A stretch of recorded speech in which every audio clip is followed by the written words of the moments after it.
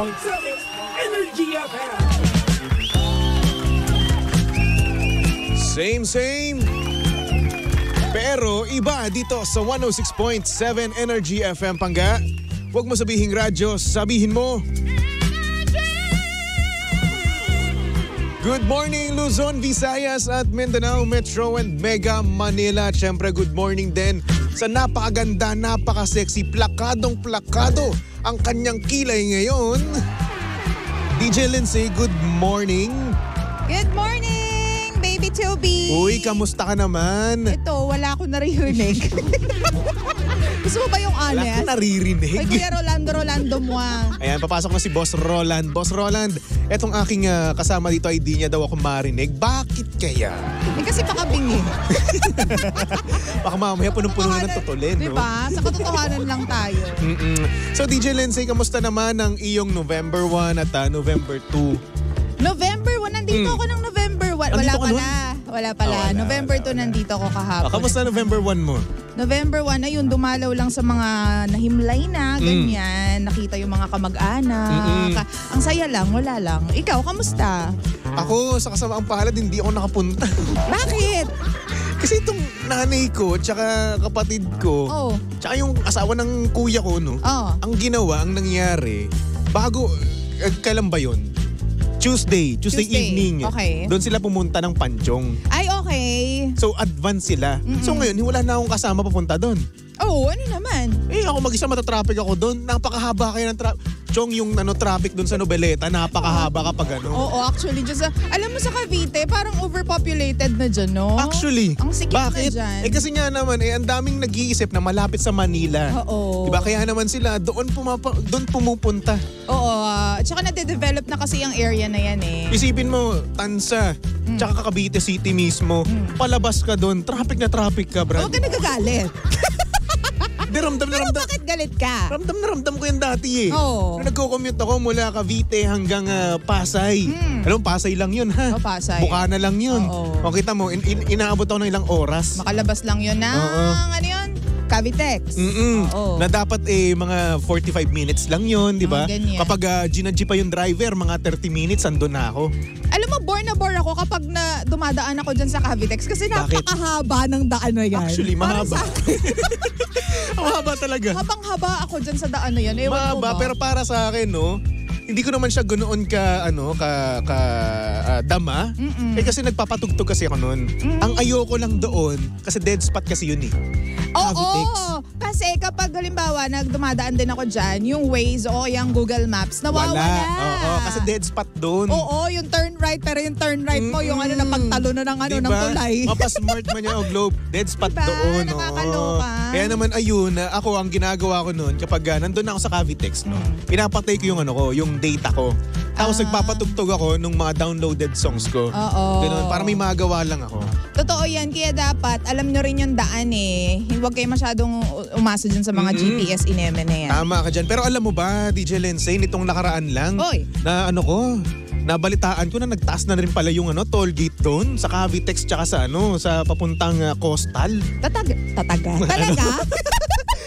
Anong tataga? Talaga?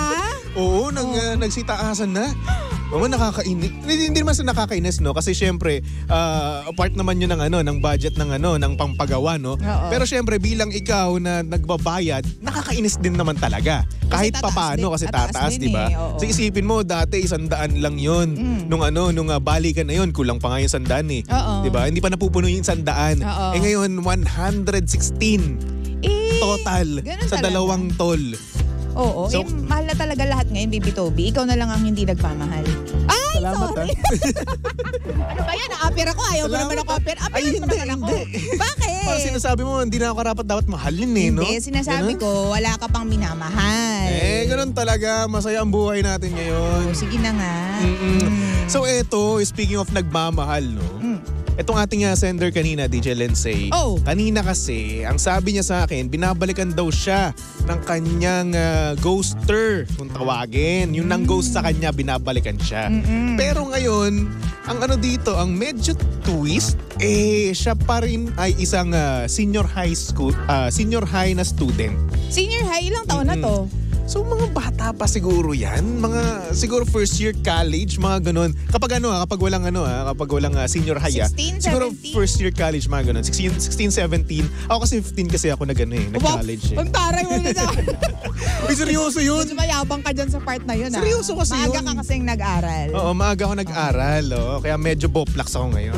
15, 16 years old. Kasi tama, 18 kasi second year college ako eh. Nung panahon na iba pa yung curriculum. Ilang taon ka ba graduate?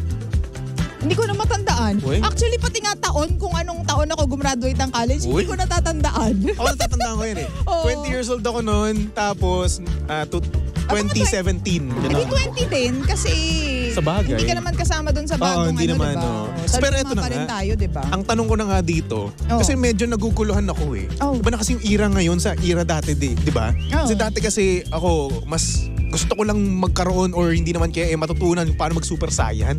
Ngayon, ikaw ba nung high school ka, ano yung mga karaniwang ginagawa mo? Meron ka na rin ba nung alam na natin, nakaka-fling-fling? Oo! Uy, grabe naman kayo. Second year high school ako nung una ako nagka-boyfriend eh. Second year high school. Oo. Ako first year high school. Hindi naman. Second year high school ako noon. Second year high school ka? Pero hindi ako hindi naman seryoso. Ano lang, parang, Puppy love. inspiration lang, ganyan. Crush, Nasabi lang crush. na may jowa ka, may boyfriend ka, ganyan. Pero eto, dati ba, nung panahon mo, nauso na rin ba doon yung mga ghost nung high school ka? Feeling ko, pero wala pa silang term for that. Sa bagay. Yung bigla na lang nawala. Pero yung ghost kasi na term, kailan lang naman lumabas yun, di ba? Bagay, oo. Di ba? Naging popular lang yung word na ghoster at na ghost dahil kay Bea Alonzo at kay Gerald Anderson. Ano ba yung nagsimula? Parang feeling ko doon nag-blow up yung term na ghost or Bakit? ghosting. Di ba nga, may issue na ginost nga Ay, daw hindi ko siya ni alam Gerald yun. Anderson. Alam I understand naman, baby Toby. Kasi madalas ka nandun sa kuweba mo. Hindi, bukod doon, no? Wala kasi, parang hindi ako nakikialam sa relasyon ng iba. Hindi naman sila nakikialam ka, makikibalita ka lang. Hindi rin ako nakikibalita. Kaya nga i-understand, baby Toby. Okay lang yan. Ikaw ba nang ghost ka na ever sa buhay mo? Hindi.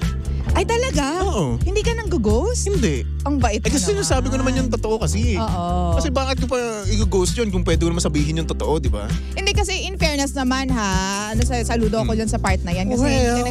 hindi mahirap kasi yung maiwan sa ere kapag nag-ghost Tama. ka, lalo na kapag babae ka.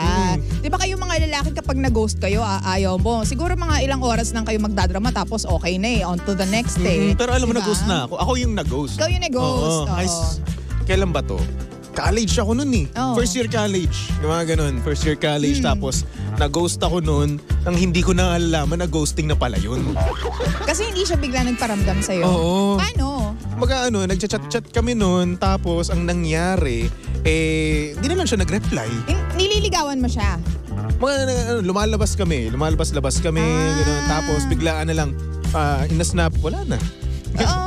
Okay. Tapos naalala ko, chinat ko pa siya nun eh. Oo. Kamusta ka na? Ganun.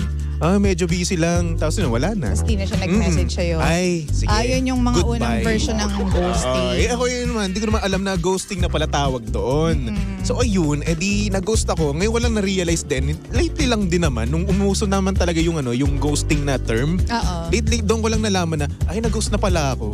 So, O yung kapag hindi nagpaparamdam, tapos yung before, sobrang gigil kayo sa isa't isa, Oo. tapos bigla na lang siyang hindi nagparamdam, ganyan. Diba? Pero ang nakakainis dyan, yung mga nanggo-ghost, pero tinitingnan pa rin yung stories mo, tapos nagla-like pa rin sa photos mo. ayun yung kakaiba doon. Nakakayamot yan. Anong trip Diba? nyo?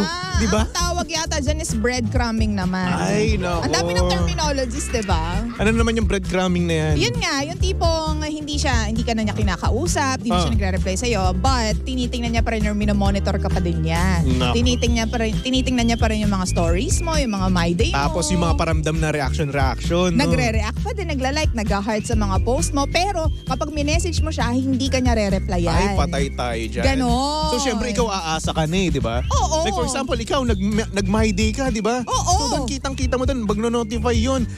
This person, heart your emerald my day, my Diba? day. Di ba? So ayun, kapag nakita mo yun, edi ikaw kikiligin ka. As i-message mo ngayon, Oo, ay, kamusta ka na? O hindi naman kayo, hindi mo muna i-message, O, di ba? paano? Kumbaga, ang pahapyaw mo muna, ipopost mo yung something na napag-usapan nyo na talaga nga naman tumatak mismo sa inyo.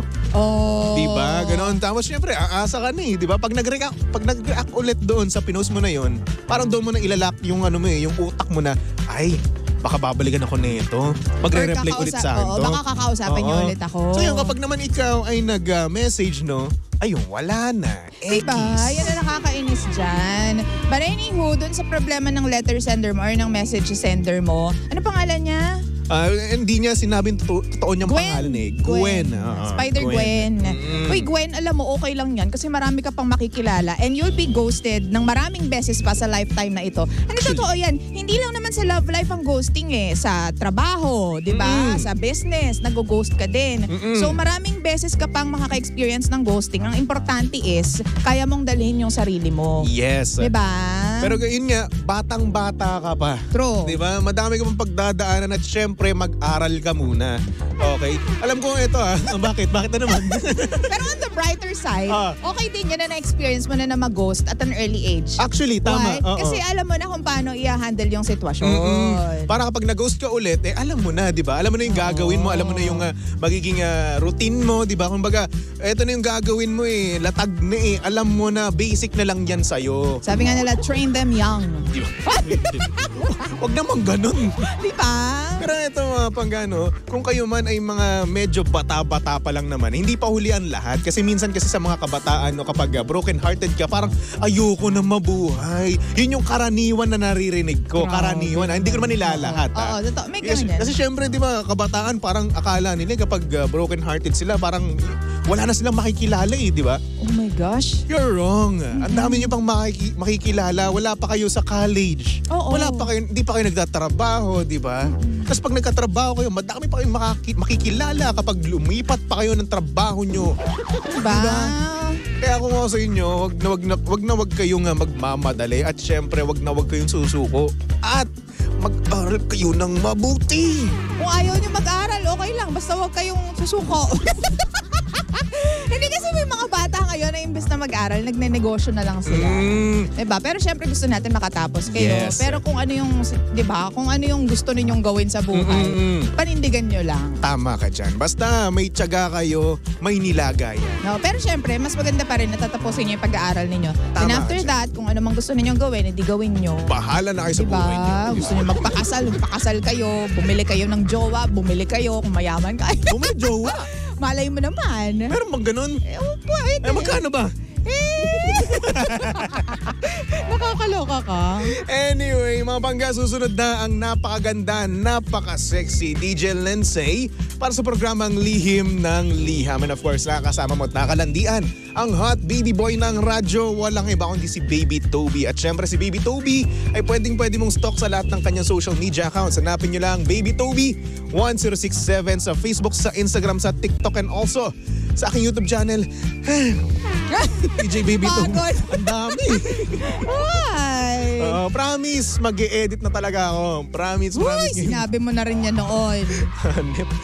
November na. Hindi ko pa rin na-upload yung birthday vlog ko. Uy, i-upload mo naman. Nandun ako Grabe ka naman Ang yabang ko pa nun, di ba? Mag-hi ka sa vlog ko. May camera roll ako dun Diba? Anyway, pangga, for our next song, tamang-tama to sa ating mga pangga dyan na na-ghost, no? Ayan, here's a song from Justin Bieber titled Ghost, only here. Bakit tama naman, ha? Tama, Ghost. Para na rin sa Halloween kasi. Okay, sige. Ghost. Tapos na Halloween. Hindi, 3 pa ngayon, pwede pa. Christmas na ngayon. Ang topic natin dun sa mga na-ghost, eto, mag-settle sila sa ghost nung Tama.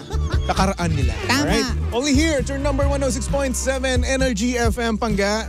Huwag mo sabihing radyo, sabihin mo.